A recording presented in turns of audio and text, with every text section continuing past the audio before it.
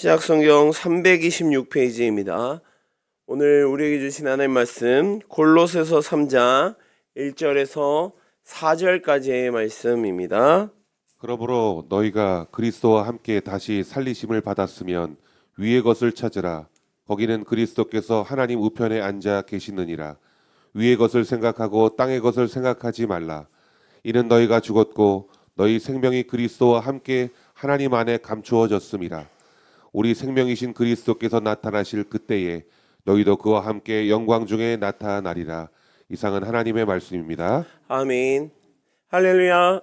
오늘 이 귀한 새벽 시간 하나님의 은혜가 풍성하게 임하는 귀한 시간 되기를 소망합니다.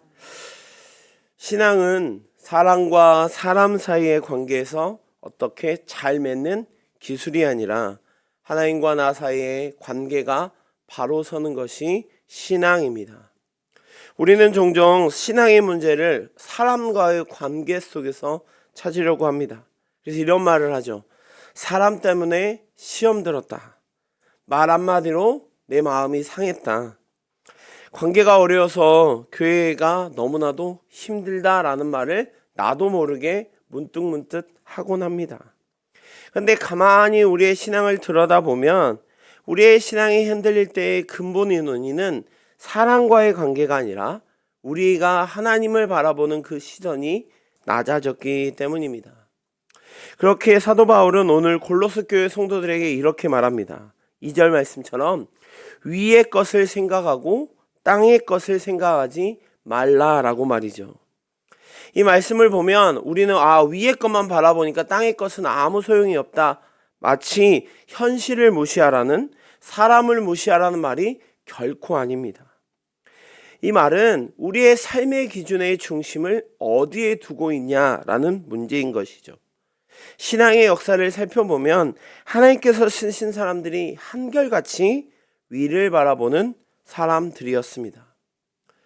철로역정에도 보면 전도자는 순례자에게 끊임없이 외칩니다. 뒤를 돌아보지 말고 옆길로 새지도 말고 오직 저 천성을 향해 달려가라고요. 왜냐하면 뒤를 돌아보는 순간 낙심과 비교와 두려움이 생기기 때문이죠. 베세메스의 암소 역시 사람의 손에 길들여진 짐승이었지만 언약궤를 실었을 때는 놀랍게도 이 소가 좌우로 치우치지 않고 앞만 보고 걸어갑니다. 암소가 뛰어나서 지혜가 엄청나서가 아니라 하나님께서 그 암소의 방향을 붙드셨기 때문이죠. 우리의 신앙 역시 마찬가지입니다. 우리가 스스로를 붙들려고 하면 내 어떤 지식이나 내 힘으로, 내 능력으로 붙들려고 하면 오히려 흔들릴 때가 많지만 우리의 시선이 하나님으로 향할 때는 우리가 결코 흔들리지 않는다는 것이죠. 반면 소돔에 나왔던 롯의 아내는 결국 뒤를 돌아봅니다. 그 뒤돌아봄은 단순한 호기심이 아니라 미련과 집착의 모습이었죠. 분명 하나님은 보지 말라, 뒤를 돌아보지 말고 앞만 보러 가라 하고 했지만 그는 여전히 소돔에 있었던, 그리고 고모라에 있었던 그 땅을 놓지 못하였기 때문입니다. 결국 그녀는 앞으로 나아가지 못하고 뒤를 돌아보는 말미암아 소둥기둥이 되고 말죠. 사랑하는 성도 여러분, 우리의 신앙은 위를 바라볼 것인지 아니면 땅의 것을, 사람의 것을 더 먼저 바라볼 것인지 언제나 이 두 가지의 싸움 앞에 놓여 있습니다. 위를 바라보면 하나님과의 관계가 바로 서고 그 관계가 바로 설 때 놀랍게도 하나님과의 관계뿐만 아니라 인간관계 역시 잘 정리되기 시작한다는 것이죠.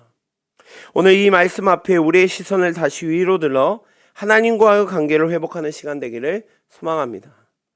첫째로 위의 것을 생각하는 사람은 승리할 수 있습니다. 신앙의 실패의 가장 큰 원인은 사람이 아닙니다. 또한 어떤 환경이 나쁘기 때문이 결코 아닙니다. 바로 위에 계신 하나님을 생각하지 않기 때문이죠.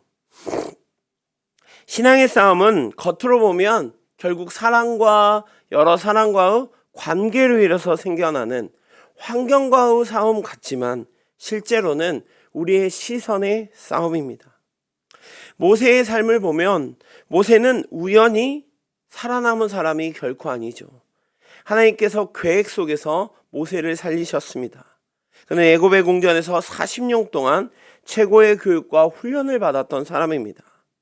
당연히 지식도 있고 지도력도 있었고 백성을 향한 정의감 역시 있었던 사람입니다. 그런데 출애굽기 2장 12절 말씀에 이렇게 말합니다. 좌우를 살펴 사람이 없음을 보고 애굽 사람을 쳐 죽여 모래 속에 감추니라 라고 말합니다. 여기에 그의 결정적인 실패의 모습이 드러나고 있습니다. 위를 살피지 않고 하나님께 묻지 아니하고 좌우만 살피며 이후의 반응을 계산했던 것이죠. 그 결과 그의 정의로운 분노는 오히려 하나님의 뜻이 아닌 자기의 판단이 되고 말았던 것이죠. 신앙에서 하나님을 생각하지 않으면 아무리 그 행동이 정의롭고 올바르다 할지라도 그 행동조차 실패가 될 수 있다는 것이죠. 얼핏 보면 모세의 행동은 전혀 틀려 보이지 않습니다. 왜냐하면 이스라엘 백성들을 괴롭히는 애굽의 관원을 막다가 죽인 것이기 때문에 하나님의 백성을 지키는 일이었기에 어떻게 보면 현명해 보이고 맞아 보입니다. 그런데 그 방법이 하나님께 속하지 않았다는 것이 문제이죠. 그 결과는 무엇일까요? 그는 애굽에서 나와서 미디안 강에서 또 다른 40년의 훈련을 받아야만 했습니다. 왜냐하면 하나님은 모세를 포기하지 않으셨지만 그의 성급함, 그의 분노와 그의 순식간에 나타나는 그런 것들을 다듬기 위하여 하나님은 광야로 보내셨던 것이죠.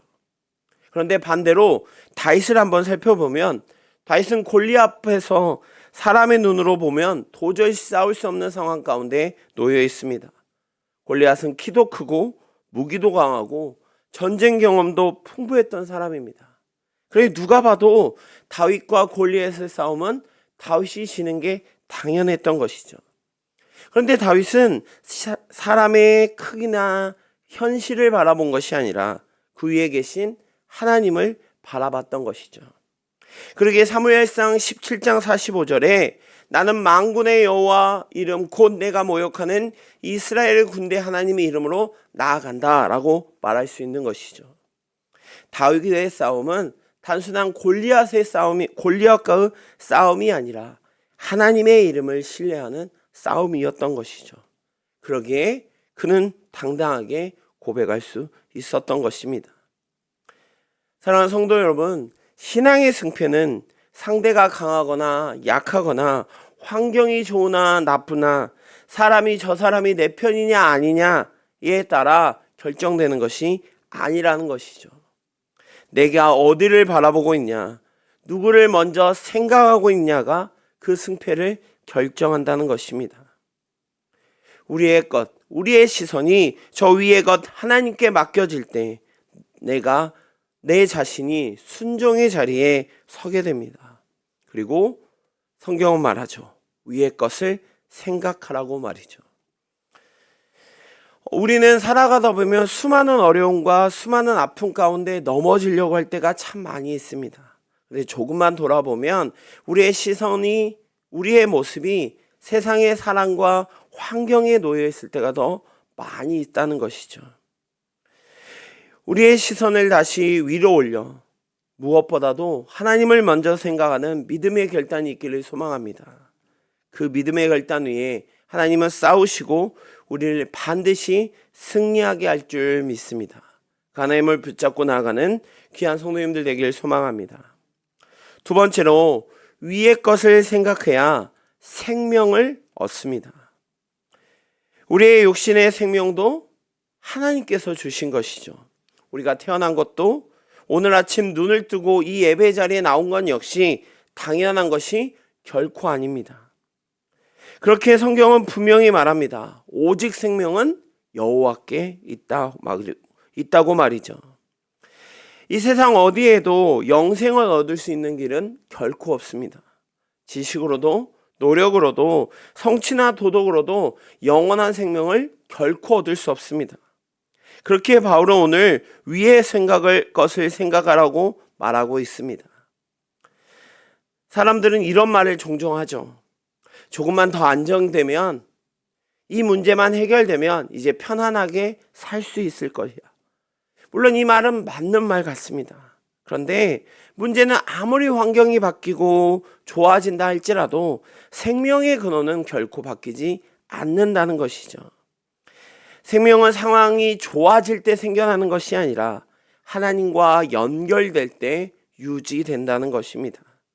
그러기에 생명을 얻으려면 우리의 눈을 아래로 내리는 것이 아닌 저 위를 들어 하나님을 바라보아야 한다는 것이죠. 베드로의 사건을 한번 생각해 보면 우리의 신앙의 모습을 그대로 보여주는 듯합니다. 베드로가 물 위를 걸어오시는 예수님을 바라봅니다. 그리고 그에게 예수님의 모습을 보고 믿음으로 배에서 내려 물 위에 발을 디딥니다. 이때까지는 아무런 문제가 없습니다. 예수님께 걸어가게 되죠. 문제는 그의 시선이 변할 때입니다. 마태복음 14장 30절에 바람을 보고 무서워 빠져가는지라 라고 말합니다. 베드로가 예수님을 보다가 순간 좌우의 파도와 바람을 보기 시작합니다. 베드로의 안에 믿음이 사라진 것이 아니라 그 시선이 이동한 것이 문제였던 것이죠. 베드로가 빠진 이유는 갑자기 멀쩡했던 파도가 확 일어났기 때문이 아닙니다. 이미 파도는 있었고 이미 바람 역시 불고 있었습니다. 그런데 그가 파도를 볼 때까지는 걷고 있었고 바람을 보기 전에는 잘 예수님께로 걸어갔습니다. 그런데 파도를 보고 바람을 보는 순간 그대로 물에 빠져버린 것이죠. 우리의 신앙 역시 마찬가지입니다. 문제를 바라보면 두려움은 당연히 커집니다. 환경을 보기 시작하면 우리의 믿음이 흔들리는 건 당연해 보입니다. 그리고 사람을 바라볼 때 우리의 마음 역시 무너질 때가 참 많이 있습니다. 그런데 생명은 환경을 바라볼 때, 상황을 바라볼 때, 문제를 바라볼 때는 오히려 사라지는 것이 아니라 더 많아지는 반면 주님을 바라볼 때 온전히 회복될 줄 믿습니다. 사랑하는 성도 여러분, 오늘 우리의 마음을 살펴볼까요? 우리의 마음이 흔들릴 때 무엇 때문인 것 같습니까? 그 이유는 분명합니다. 생명의 근원 되시는 하나님보다 환경과 상황과 문제를 더 바라보기 때문입니다. 이 새벽, 이 시간 우리의 시선을 다시 위로 들려 주님을 바라보는 결단이 있기를 소망합니다. 위의 것을 생각하며 나아갈 때 우리의 생명은 다시 회복되고 살아날 줄 믿습니다. 주님을 바라볼 때 하나님께서 다시 우리의 삶을 붙들어 주십니다. 그 주님을 붙잡고 나아가는 귀한 성도님 되길 소망합니다. 마지막 세 번째로 위의 것을 생각할 때 능력을 얻습니다. 많은 사람들에게 능력이 무엇이냐라고 물어보면 이런 오해들을 참 많이 합니다. 능력을 재능이라고 생각합니다. 또한 환경이나 수단이나 도구에서 나온다고 착각하죠. 그런데 성경은 분명히 말씀합니다. 능력의 근원은 오직 하나님이심을 말하죠. 모세를 하나님께서 부르실 때 그의 손에 무엇을 들려주셨나요? 바로 지팡이이죠. 그런데 그 지팡이가 본래부터 어마어마한 능력에 마치 어마어마한 힘을 가지고 있는 것으로 주셨을까요? 결코 아닙니다. 그저 광야에서 양을 치던 평범한 지팡이 중에 하나일 뿐이었습니다. 그런데 하나님께서 그 지팡이를 사용하셨을 때 그 지팡이는 홍해를 가르고 반석에서 물을 내고 하나님의 능력을 나타내는 도구로 사용되었습니다. 그것은 능력이 지팡이에 있는 것이 아니라 하나님께 있는 것이죠. 삼손 역시 마찬가지입니다. 삼손하면 힘, 그리고 삼손하면 뭐가 생각나시나요? 머릿결이 생각나죠. 그러기에 사람들은 삼손의 능력을 머릿결에서 찾습니다. 그런데 이 머리털의 능력을 머리털이 능력의 근원이 아니라 하나님과의 언약을 보여주는 표시일 뿐이죠. 많은 사람들이 삼손의 능력을 잃은 이유를 머리카락이 잘렸기 때문이라고 생각할지 모릅니다. 하지만 그보다 먼저 삼손이 하나님과의 관계, 그 관계가 언약적인 관계가 무너졌기 때문이죠. 삼손이 하나님을 잊고 하나님의 품에서 벗어나는 순간 그에게 있었던 힘은 묻어나고 눈은 멀었고 사람들에게 조롱거리가 됩니다. 하지만 다시 하나님을 붙잡고 하나님께 시선을 향하였을 때 그에게 다시 힘이 왔고 자기가 살아있을 때보다 죽을 때 더 많은 사람들을 죽은 하나님의 놀라운 능력을 행하게 되는 것이죠. 결국 표지를 붙드는 순간 능력을 잃게 되지만 근원을 붙들면 다시 힘을 회복하는 것이죠. 우리의 신앙 역시 마찬가지입니다. 우리의 신앙 안에서 우리 역시 약해질 때가 종종 있습니다. 그런데 그 이유는 하나님께서 우리를 사랑하지 않으셔서 하나님이 우리를 징계하기 위해서 하나님의 능력이 없어서가 아닙니다. 오히려 우리가 하나님을 생각하지 않기 때문이죠. 하나님을 바라보지 않고 나의 경험을 의지하고 나의 방법으로 나의 지식으로 뭔가를 해결하려고 할 때 나도 모르게 하나님께서 주시는 그 능력은 서서히 사라져가는 것이죠. 역대상 28장 9절 말씀에 내가 만일 그를 찾으면 만날 것이요 만일 내가 그를 버리면 그가 너를 영원히 버리시리라 라고 말합니다. 하나님을 생각하지 않는 신앙은 때때로 겉으로는 매우 바빠 보이고 힘이 있어 보일지는 모르지만 속으로는 점점 그 하나님께서 주시는 능력의 힘을 잃어간다는 것이죠. 반대로 위의 것을 생각하는 자들에게는 하나님께서 반드시 필요한 힘을 더하여 주십니다. 감당할 수 있는 힘, 넘어지지 않게 붙드는 그 은혜, 포기하지 않고 끝까지 가게 하는 그 능력을 주신다는 것이죠. 이 능력은 단순히 눈에 띄는 기적만이 아니라 하루를 버텨내는 힘, 죄를 거절할 수 있는 힘, 조용히 하나님의 말씀 앞에 순종할 수 있는 힘, 그 모든 것들이 하나님께서 우리에게 주시는 어마어마한 능력이라는 것이죠. 사랑하는 성도 여러분, 오늘 우리가 살아가는 순간순간마다 우리는 무엇을 의지하며 살아가고 계십니까? 눈에 보이는 지팡이를 붙들고 계십니까? 아니면 힘의 근원이라고 생각되었던 머리털을 붙잡고 계십니까? 정말 아니면 능력의 근원 되시는 하나님을 붙들고 계십니까? 위의 것을 생각할 때 하나님은 오늘 하루를 살아갈 그 필요한 능력을 반드시 공급해 주십니다. 하나님께서 주시는 그 능력으로 끝까지 믿음의 길을 걸어가는 귀한 성도님 되기를 소망합니다. 오늘 말씀은 너무나도 매우 분명한 말씀입니다. 위의 것을 생각하라 라는 말이죠. 신앙은 결코 기술이 아니라 방향입니다. 내가 얼마나 많이 알고 있느냐, 얼마나 교회에 오래 다녔느냐가 아니라 어디를 바라보고 있느냐에 따라 우리의 신앙의 본질이 결정됩니다. 위의 것을 생각할 때 승리가 있고 우리의 생명이 살아나며 우리에게 능력이 공급됩니다. 그런데 반대로 위를 보지 않을 때 사람은 쉽게 지치고 환경의 힘으로 눌리고 자기의 힘으로 버티다 넘어질 수밖에 없는 것이죠. 사랑하는 성도 여러분, 지금 내가 가장 많이 생각하고 있는 것이 무엇입니까? 하루의 시작과 끝에 내 마음을 가장 많이 차지하고 있는 것이 무엇입니까? 아니면 나는 문제를 더 보고 있습니까? 아니면 주님을 더욱 신뢰하고 계십니까? 이 질문 앞에 우리는 분명한 선택해야 할 길이 분명합니다. 이제 우리의 생각의 방향을 위로 올리길 소망합니다. 사람의 말보다 하나님의 말을 먼저 붙들고 환경보다 하나님의 약속을 더욱 먼저 붙들길 소망합니다.